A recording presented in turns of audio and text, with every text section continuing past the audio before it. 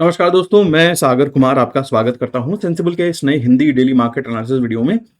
चलिए शुरू करते हैं हमारा मार्केट एनालिसिस। सबसे पहले देखेंगे जो हमने लास्ट एनालिसिस किया था, कैसा टर्नआउट हुआ है, बात करेंगे आगे मार्केट किस तरीके का हो सकता है। तो लास्ट हमने एनालिसिस में क्या कहा था कि देखो यहाँ से ना मार्केट ने एक नया लो बनाया कि ये यहाँ से मार्केट आया, नीचे एक नया लो बनाया मार्केट ने। प्रीवियस लो ये वाला था मार्केट में, ठीक है, एक नया लो मार्केट ने बनाया। अब यहाँ से अगर मार्केट में कोई भी हायर साइड रिट्रेसमेंट भी आता है तो हम क्या ना कि यहाँ पर कोई भी बुलिश कैंडल मुझे दिखाई दे रही है, कोई भी बुलिश मूव मुझे दिखाई दे रहा है, मेरा जो पहला इंस्टिंक्ट होगा वो होगा सेल ऑन राइज का। ठीक है, राइज पे सेल करने का मेरा पहला इंस्टिंक्ट होगा।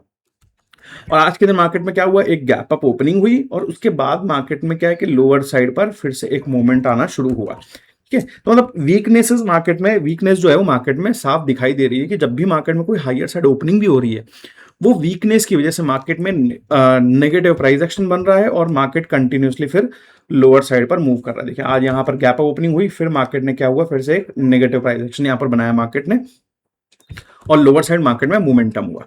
ठीक है, तो चार्ट्स अगर देखेंगे या आप वीकली चार्ट देख लीजिए या मंथली चार्ट देख लीजिए। मंथली चार्ट पे हमने कल भी डिस्कशन किया था कि ये काफी बड़ा मूव आया है इस मंथ में। अराउंड 10% से ज्यादा निफ्टी करेक्शन कर चुका है। ठीक है, अराउंड 10% से ज्यादा निफ्टी ने करेक्शन कर दिया है।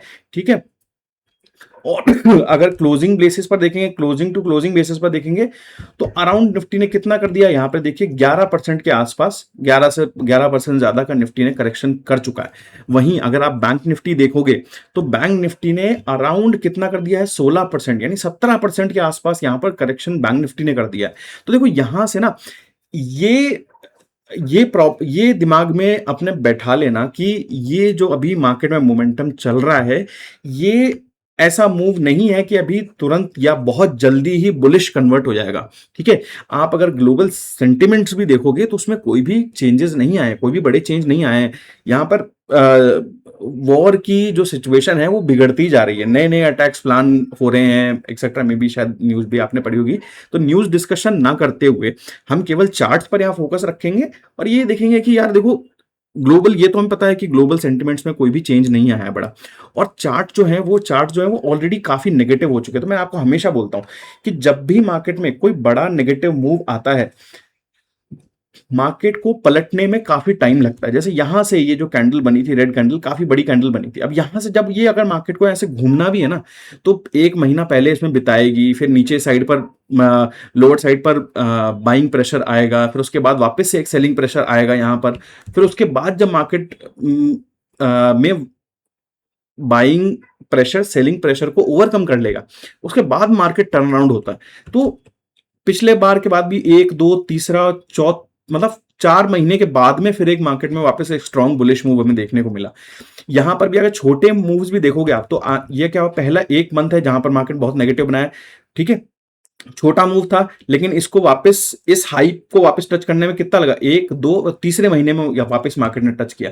ठीक है, तो ये चीज आप बार बार देख लोगे। जैसे जब भी मार्केट में कोई नेगेटिव मूव आता है, जैसे यहां पर मार्केट में एक नेगेटिव, बहुत छोटा नेगेटिव मूव है, लेकिन इसके हाई के ऊपर निकलना मार्केट के लिए, ये अगले महीने वापस मार्केट ने ट्राई किया, नहीं निकल पाया, फिर से ट्राई किया, नहीं निकल पाया, और फिर उसके बाद तीसरे महीने में जाके मार्केट यहां से ऊपर निकला है। ठीक है, सिमिलरली आप ये वाला देखोगे रेड कैंडल, ये वाला रेड कैंडल, ये वाला रेड कैंडल, देखो कोई से भी जब भी मार्केट में कोई नेगेटिव कैंडल बनता है तो मार्केट को थोड़ा टाइम लगता है उसको ओवरकम करने में, उस सेलिंग प्रेशर को ओवरकम करने में टाइम लगता है। तो यहां पर भी आप ये मत एक्सपेक्ट करो मार्केट से कि यार बहुत जल्दी हम मुझे रिकवरी मिल जाएगी यहां पर, या बहुत जल्दी एक बुलिश मूव आ जाएगा। ठीक है, जिसको बेसिकली हम लोग क्या बोलते हैं, बॉटम फिशिंग जिसको हम बोलते हैं, वो एक्सपेक्टेशन, ये बॉटम फिशिंग हमें नहीं करनी है। ठीक है, जब भी मार्केट में हायर साइड मूव आए तो पहला जो व्यू होना चाहिए वो सेलिंग का होना चाहिए, वो मार्केट में सेल करने का पहला व्यू होना चाहिए, ना कि बाय करने के लिए। ठीक है, इस चीज का खासकर हमें ध्यान देखना है। तो अगर यहां से मार्केट ऊपर मूव करता भी है, देखो ये कि चैनल बनाया है मैंने, आई डोंट नो कितना सही रहेगा नहीं रहेगा। ठीक है, ये यहां से अगर आप देखोगे इसको तो ये कंटिन्यूसली ये ठीक इस तरीके से मूव कर रहा है। ठीक है, इस तरीके से यहाँ मोमेंटम आ रहा है और ये जो चैनल का मिडिल है इसने यहाँ पर एक सपोर्ट भी लिया, ठीक है, और फिर जब यहाँ से ब्रेक किया तो फिर ये यहाँ से रेजिस्टेंस भी लिया है मार्केट ने, तो ये थोड़ा ठीक दिखाई दे रहा है। यहाँ से देखेंगे तो यहाँ पर भी चैनल के मिडिल पे इसने सपोर्ट लेने की कोशिश करी है और लोअर साइड पर ये सपोर्ट दिखाई दे रहे हैं।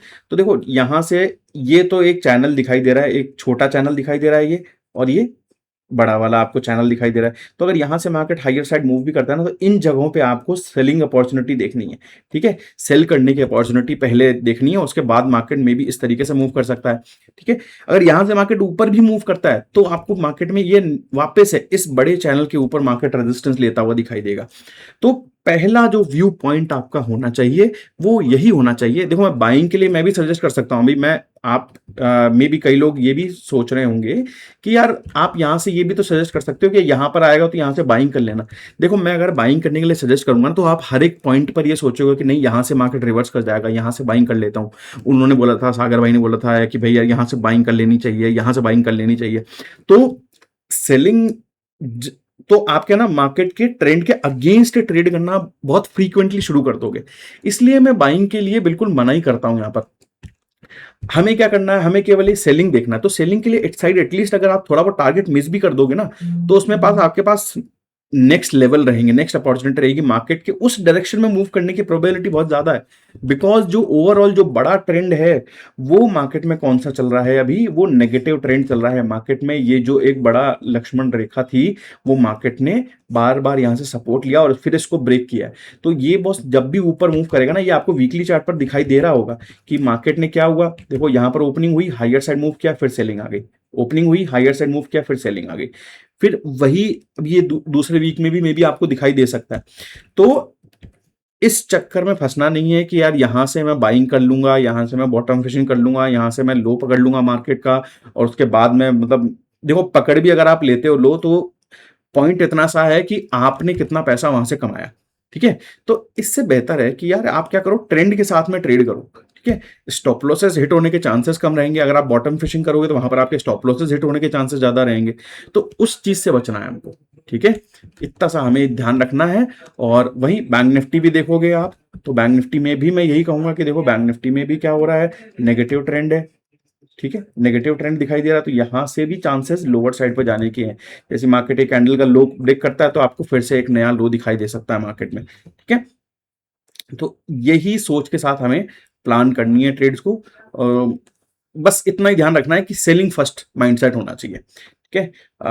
अगर ओपन इंटरेस्ट देखेंगे तो 23,000 एक रेजिस्टेंस है, स्ट्रॉन्ग रेजिस्टेंस है आज के दिन, वहीं से मार्केट ने रेजिस्टेंस लिया है, इस वजह से ये एक रेजिस्टेंस दिखाई दे रहा है 23,000 का, ठीक है। और बैंक निफ्टी बात करेंगे तो देखो लोअर साइड पर सपोर्ट है 51,000 का, हाई साइड पर रेजिस्टेंस है 52,000 का, ठीक है। FII डेटा अगर मैं देखूं तो आज का FII डेटा अगर हम डिस्कस करते हैं तो कोई भी बड़ा चेंज नहीं हुआ है। आप देखो पोजीशंस में कोई भी बड़ी चेंज आज के दिन में नहीं हुए हैं, ठीक है। वही पुट्स बाय करे हुए हैं, कॉल्स बेचे हुए हैं, और फ्यूचर्स में सेलिंग कर रखी है। सेम जो प्रो हैं उन्होंने भी क्या किया हुआ है, पुट्स बाय करे हुए हैं, कॉल्स बेचे हुए हैं, कोई भी चेंज नहीं है, ठीक है। जो व्यू है, जो FIIs का और जो प्रो का जो व्यू है मार्केट को लेकर, वो अभी भी बेयरिश ही दिखाई दे रहा है। कोई भी बड़ा चेंज यहाँ पर पोजीशंस में नहीं हुआ है। वहीं क्लाइंट ऑब्वियसली बुलिश है, और जब ऑप्शंस में भी बुलिश है और फ्यूचर्स में भी बुलिश दिखाई दे रहा है। तो देखो सिंपल सा बात है कि भाई मार्केट में गैप अप ओपनिंग होने के बाद भी सेलिंग प्रेशर दिखाई दे रहा है। तो ये इंडिकेट करता है कि मार्केट में कितना नेगेटिव प्रेशर है, अभी भी मार्केट में कितना अभी सेलिंग प्रेशर है।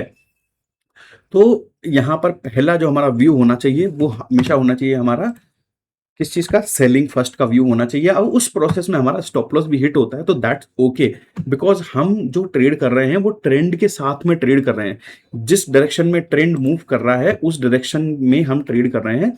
तो हमें पहले सेलिंग अपॉर्चुनिटी का ही ध्यान रखना है, सेलिंग अपॉर्चुनिटी को ही देखना है पहले। और अगर आपके पास शॉर्ट्स हैं तो उन्हें होल्ड करिए, और नहीं तो आप बेयर कॉल स्प्रेड डाल सकते हैं या फिर आप बेयर पुट स्प्रेड भी डाल सकते हैं। तो इस चीज का आपको खासा ध्यान रखना है, ठीक है दोस्तों। तो ये था मेरा निफ्टी और बैंक निफ्टी का एनालिसिस। आई होप आपको पसंद आया होगा। पसंद आया तो इस वीडियो को लाइक जरूर कर दीजिए, सेंसिबल के हिंदी चैनल को कर लीजिए सब्सक्राइब। हमेशा की तरह अपने कैपिटल को बचा के ट्रेड करिए, स्टॉप लॉस के साथ ट्रेड करिए, हेज के साथ ट्रेड करिए। सेफ एंड हैप्पी ट्रेडिंग में सेंसिबल। Bye bye.